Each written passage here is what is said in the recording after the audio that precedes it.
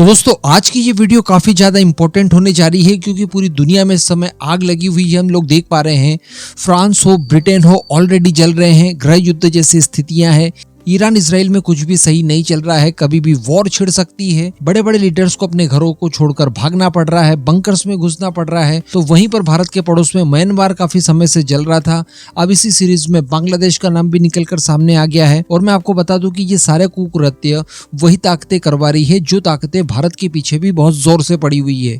तो अब ये आपकी, मेरी, हम सबकी जिम्मेदारी है कि हमारे भारत की स्थिति ऐसी न हो। इसके लिए हमेशा सही चुनाव करें, कोई ऐसा गलत निर्णय न ले लें कि हमारी आने वाली पीढ़ियों के लिए ये इतना प्यारा भारत बचे ही ना।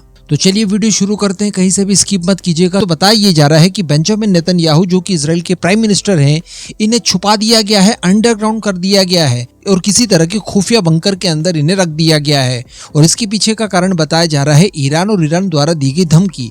जैसे ही हमास चीफ यानी इस्माइल हानिया को ईरान के अंदर कोई ठोक कर जाता है, और सभी जानते हैं और सभी आरोप लगा रहे हैं कि इजराइल द्वारा ये काम किया गया है, उसके बाद इन्होंने बदला लेने के लिए इजराइल के ऊपर अटैक करने की प्लानिंग की है। और ईरान की तरफ से बताया गया है कि अगले 24 से लेकर 48 घंटों में किसी तरह का कोई बड़ा अटैक ये लोग इजराइल के ऊपर प्लान कर सकते हैं। हालांकि इन सब से बचाव के लिए अमेरिका वहां पर कॉन्शियसली खड़ा है। इजराइल की भी अपने आप में काफी कुछ अच्छी तैयारी है, लेकिन इन सब के बावजूद इजराइल की खुफिया एजेंसीज को लगता है कि हो सकता है कि ये लोग इस्माइल हानिया के बदले के तौर पर किसी इजरायली ऑफिशियल को मार गिराए। यानी हो सकता है कि ये नेतन्याहू को असासिनेट कर दे, या फिर दूसरे किसी डिफेंस मिनिस्टर की बात कर ली जाए, या फिर फॉरेन मिनिस्टर की बात कर ली जाए, या इसी लेवल के किसी बड़े ऑफिशियल को ये लोग असासिनेट कर सकते हैं। इस वजह से बताया ये जा रहा है कि इन सभी ऑफिशियल्स को एक सेफ प्लेस के अंदर सुरक्षित अंडरग्राउंड कर दिया गया है, ताकि किसी भी तरह का कोई अटैक इन्हें ध्यान में रखकर किया जाता है तो वो नाकाम हो जाए और अपनी लीडरशिप को ये लोग बचा पाएं। तो समझ सकते हैं कि स्थिति किस लेवल की है। अगर ऐसा किसी भी तरह से कुछ हो जाता है तो बहुत भयानक जंग छिड़ सकती है। तो उम्मीद यही कर सकते हैं कि किसी तरह की जंग एक्सेलरेट यहाँ पर ना हो और जो कुछ भी हो मामला यहीं पर शांत हो जाए। इसके बाद अगर बात कर लीजिए बांग्लादेश की, तो हम सभी जानते हैं कि वहां पर तो ऑलमोस्ट रिजिम चेंज कर दिया गया है। शेख हसीना के खिलाफ इतने खतरनाक प्रदर्शन किए कि उन्हें इस्तीफा देकर अपना देश तक छोड़ना पड़ा। शुरुआत में इस बात की जानकारी निकलकर सामने आ गई थी कि वो भारत शरण लेने के लिए आ रही है, लेकिन अब बताया जा रहा है कि वो भारत से लंदन भेजी जाएंगी। लेकिन इसी बीच भारत द्वारा एक बहुत ही महत्वपूर्ण कदम उठाया गया और बताया ये जा रहा है कि बांग्लादेश के अंदर जो कुछ भी हो रहा है इस समय, इन सब के ऊपर पैनी नजर रखी जा रही है भारत के साउथ ब्लॉक की तरफ से। साउथ ब्लॉक दरअसल वो है जहां पर भारत का सुरक्षा विभाग तैनात होता है, जहां पर हमारे डिफेंस संबंधित कई सारे अधिकारी मौजूद होते हैं। अजीत डोवाल साहब होते हैं, हमारे डिफेंस सेक्रेटरीज होते हैं, इसके अलावा डॉक्टर जयशंकर भी वहीं बैठते हैं। इसके बाद बताया जा रहा है कि शेख हसीना द्वारा जैसे ही बांग्लादेश छोड़ा गया, वो दरअसल लॉकहीड मार्टिन के C-130 विमान में बैठकर भारत के लिए निकलती है।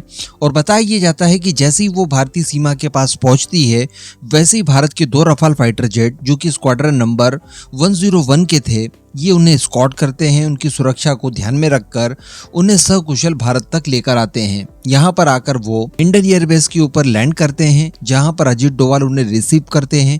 उनके साथ लगभग 45 मिनट के आसपास एक मीटिंग को कंडक्ट करते हैं और आगे की रणनीति को लेकर चर्चा करते हैं। तो स्थितियां बताया जा रहा है कि काफी ज्यादा गंभीर है बांग्लादेश के अंदर। डेफिनेटली ये भारत के लिए एक बहुत ही खतरनाक बात है, क्योंकि जिस तरह से इस समय बांग्लादेश के अंदर अशांति फैली हुई है और प्रदर्शनकारी जो अपने गोल्स पूरे करने की कोशिश कर रहे हैं, इस दौरान वो कुछ ऐसी घटनाओं को भी अंजाम दे रहे हैं जो कि भारत की चिंताओं को कई गुना ज्यादा बढ़ा देते हैं। जैसे वहां पर रहने वाले जो माइनॉरिटीज हैं, जिनमें हिंदू कम्युनिटी प्रमुख है, इनको भी लगातार टारगेट किया जा रहा है। मंदिर वगैरह हो या बाकी के जो हमारे पूजा स्थल हैं, इन्हें भी वो लोग टारगेट कर रहे हैं।